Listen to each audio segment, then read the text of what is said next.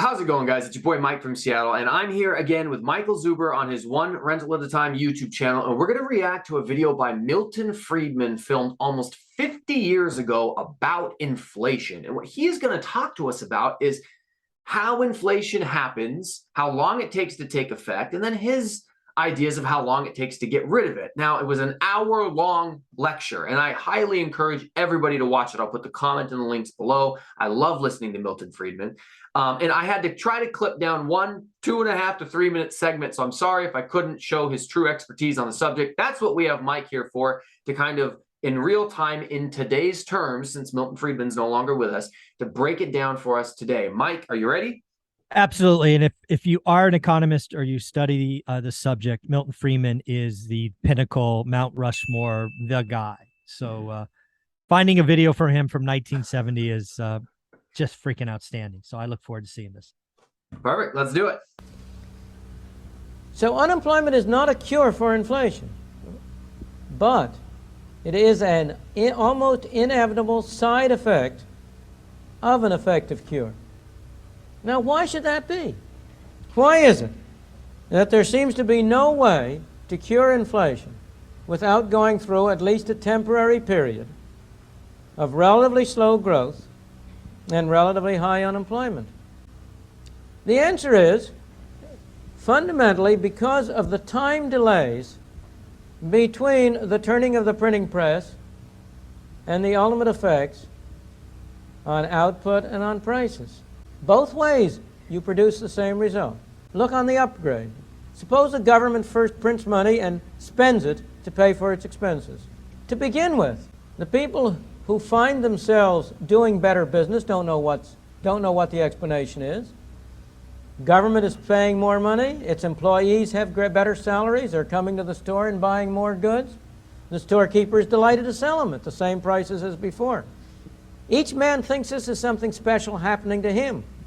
The shoe manufacturer says, look, I can sell more shoes. The demand for shoes is going up.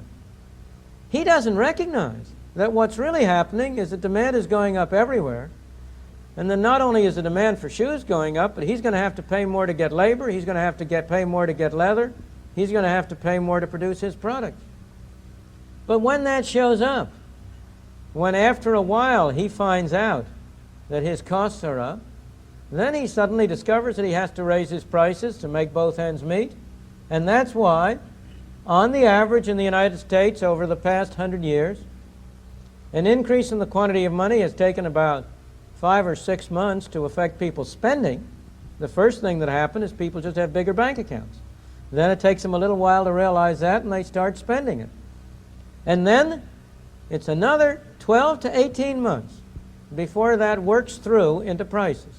So on the average, over the past 100 years, there's been about a 2-year interval between a more rapid increase in the quantity of money on the one hand and the inflationary effects of it on the other.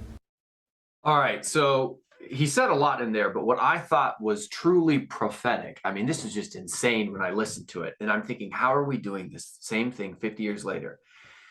On the average, 5 to 6 months before people's spending is affected after the government starts printing money.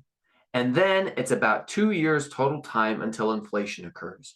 Well, 2020, we started printing stimulus checks. And spring of 2022, we start seeing record high inflation titles left and right. 50 years later, we haven't learned a thing. Yeah. So first off, when you add the comment with this full video, I'm going to pin this to the top because people need to watch Milton Friedman. He has a way of taking very complex economic terms and making them just, junior high level for folks. So yeah, he's a genius as far as I'm concerned. So absolutely why am I concerned? And you've heard me talk about in the last 2 or 3 months, wage inflation, because I get it. We are at the 2-year mark. I want to remind you back to kind of Dave Ramsey ranting video we recorded earlier. He was talking about the supply chain. And I'm like, not really, right? It's like 25 or 30% and 70% too much goddamn money. And I'm going to relate this back to today. So over the last couple of years, we shoved $8 trillion into the economy. And oh, by the way, we told people they didn't need to pay their mortgage. They didn't need to pay their rent. They didn't need to pay their car payment. They didn't need to pay their student loans. So people's bank accounts got fatter, just like Milton Friedman said. After people's bank accounts got fatter, we're creatures of habit. We start spending. So Walmart, Target, every retailer on the planet starts selling more goods. Their shelves go bare. Guess what their people do? Oh my God, we figured it out. We've got the magic touch. We need to double, triple order for things to come. Supply chain's a little rejiggered. Doesn't all show up at the same time. Mm-hmm. Suddenly we get into an environment post that. Economy opens up. Now all of a sudden the shelves are full of stuff. They have to discount it. This is all predictable. Why did I tell people last year that we should have a constitutional or whatever some kind of amendment to move Christmas to July and August? Because I knew this was going to happen. You don't like to hear this stuff, but I can see the future because I understand time lag. This is all predictable. Your consumer behavior is predictable because I've been watching it for 30 years and you all do the same shit every freaking time. It's just this mass of people behaving the same way, and you operate in your own little silo. But as an economist, I see the wave move back and forth. It's so predictable. Yeah. And then lastly, unemployment. The Fed knows they need to crush demand. And the only way they can do that is to scare the consumer. How is the consumer scared? It's when unemployment goes up. Even if they're still, like we have unemployment go to 6%, we have 94% employment. Mm-hmm.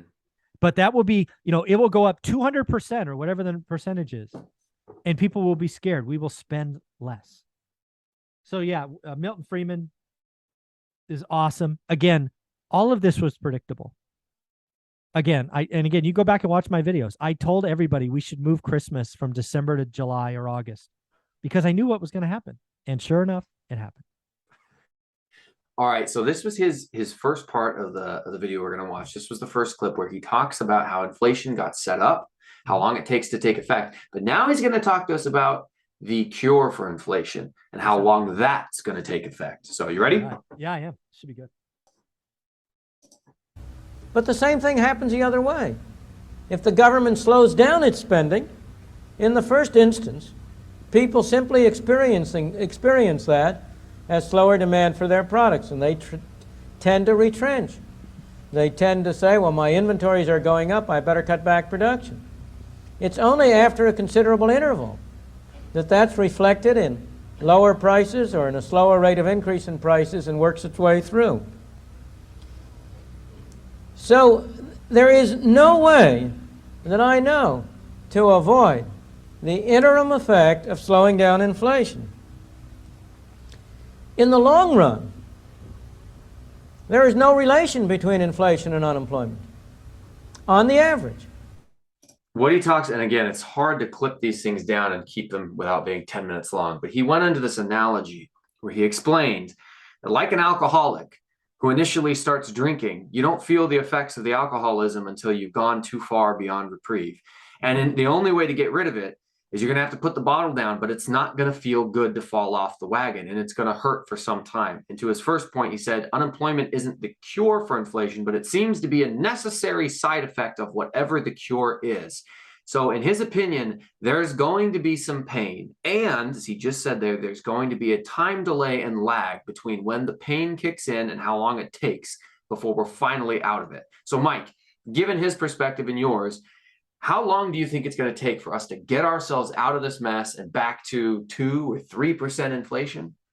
So I actually want to hit the very first thing he said that I think most people would have missed. He said right in the opening line, we have to have government spending slow down. And I've talked about this on the channel the last 45 days or so. Jerome Powell's job is actually extremely hard right now because the goddamn government is still spending. Talk about student loan forgiveness. Whether you like it or not, I don't give a rat's ass. That's another $500 billion in spending. We just had $1 trillion or whatever it is bill on this Build Back Better 2.0 or half what Inflation Reduction Act nonsense. Billions and billions of the government is still spending. Let that sit for a minute. Jerome Powell is trying to get us out of this inflation environment, and the government has spent over $1 trillion in the last 90 days. Yeah, mixed messaging from the people in charge right there. There's no freaking mixed messaging. Everybody wants free shit. Let's give everybody free stuff, and let's get through the elections in November. It's not a secret. It's obvious. So again, how do you beat back inflation? The Fed has to raise rates to destabilize new borrowing, which will slow demand, will have a negative wealth effect, and unemployment will rise. But the government's not done spending. So Jerome Powell can't do his job if the government keeps spending. Milton Friedman said this in the 70s. It's still true today. Now let's go back to the bigger question.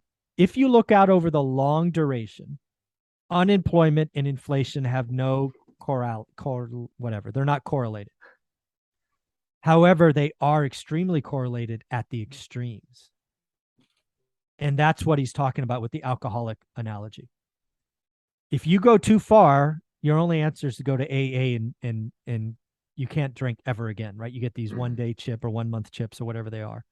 You just got to go cold turkey. And the byproduct of going cold turkey in this case is going to be higher unemployment. As a consumer-driven economy, 68, 67%, in order for the economy to contract and inflation to come down, you have to scare the consumer. And how is this consumer scared? It's either when they or someone they know is laid off. It's an unfortunate reality. It's just where we are. Well, Mike, I watch a lot of Milton Friedman, a lot of his different lectures that he's given. So I'll probably try to pull some more clips. Please from those, do. I love him. It's fun to watch him. Like you said, he does a great job of explaining things, but also it's just so crazy to me to realize 50 years later, we're doing it again. And we're doing the exact same things. Nothing changes. It's just depressing. And this is why I keep telling people to go consume the 52-year spreadsheet, because it won't be exact. But if you look at the stock market, the housing market, lending rates, the misery index, all of these things that we now have 52 years of history, the answers are right there. And for me, that was the aha moment 18 months ago when I created that shirt. What does it say? I use inflation to get rich. Ask me how. It's because I understood the 70s, and I understood we are going to repeat the same mistakes, and it's all unfolding almost exactly as I thought it would. Well, cool, Mike. I enjoyed this. Hopefully people check this video and the other ones we did out. That's all I got for you. Thanks, buddy. Enjoy your time. And let's not forget, you and I are going to do a couple of Saturday deep dives once your schedule permits. So we will be looking forward to those. Thanks, buddy. Where can people find you? Yeah, if you just look up on YouTube, Google, or Instagram, Millennial Mike, or you can find me on Mike's channel right here, usually lounging about, making something worthwhile. There you go. Thanks, buddy.